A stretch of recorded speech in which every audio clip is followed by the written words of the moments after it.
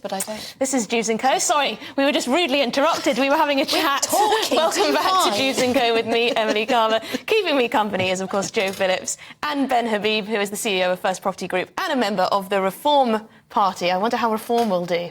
In the locals? Yes. I'm sure very well. Well, we shall see. Well, we can't say that, can we? Because there are other candidates. Yes, there are other candidates. Need to look and make their own minds up, not have a party political broadcast this close to the election. Well, quite, yes. But Romford, we're heading to Romford, which is a borough on the border of Essex and East London. In Romford, they're introducing a ban on wearing hoodies in the town centre's shopping areas. Ski masks and motorcycle helmets will also be forbidden, but surgical masks and religious garments aren't.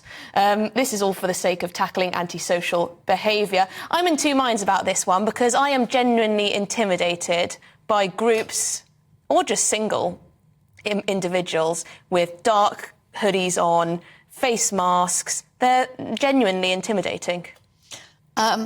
Well, we've been down this route before in 2005, and then when David Cameron decided that the Tories didn't need to be the nasty party, he came out with the hug a hoodie phrase. Yes, do you remember? I do. Do you remember the reception he got yes, at the council estate? When Absolutely. And, you know, that was, I think, either preceded or followed by his going off with the Huskies to be green before he said, let's ditch the green crap. That's a quote from David Cameron, not me swearing on television. I think it's utterly ridiculous.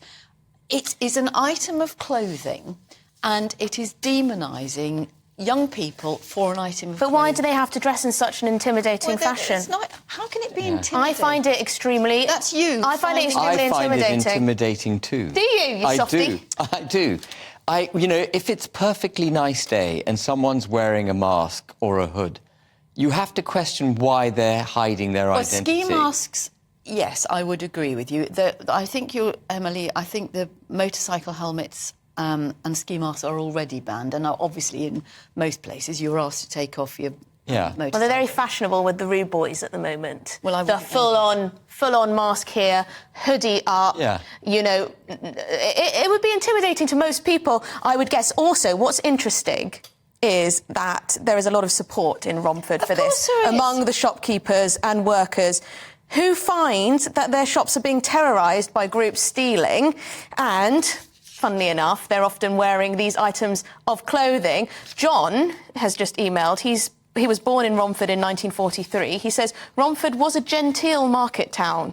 I can remember walking home from school through the market where there was livestock brought in by farmers to sell. On market days, the pubs were allowed to open early for arriving farmers to buy a beer. Times do change, but not always for the better. Those were the days. No yobbos wearing ski masks. Well, you know, and you've got to put it into context, haven't you? Because antisocial behaviour is on the rise.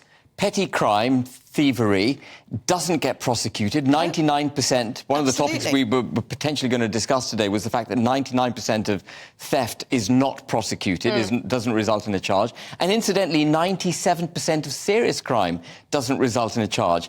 And I come back to the salient point, which is why would someone hide their face in perfectly good weather? Well, you know, they're up to no good. Unless, of course, it is a religious garment that they're wearing, and even then, you know, you've got to query how it's being used. Well, then you get into the whole burqa debate. Should they be banned? Exactly. I'm sure. You know, I remember discussing that ad nauseum, and because other countries. Oh God, no, not the letterbox comments. Oh dear, no, Joe, I'm not even going to ask your opinion on that one. I'm not going to indulge you in that way. But can I just read this one out, because Ian agrees with you. He says, I'm a pensioner.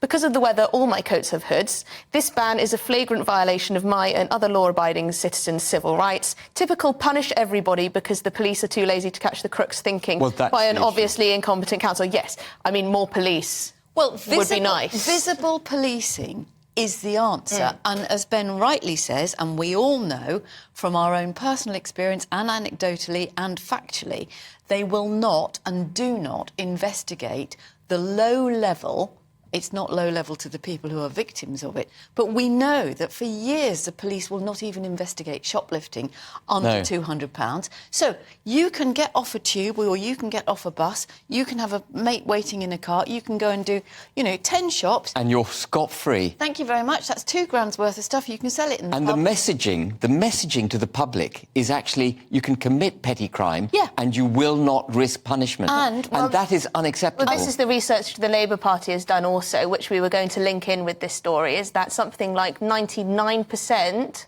of burglaries, not burglaries, of thefts, as you were saying, have gone uncharged, which essentially means that theft is legal in this country. Yeah, exactly. In practical sense, it's legal. And what is more concerning is that people are increasingly resorting to doorbell cameras.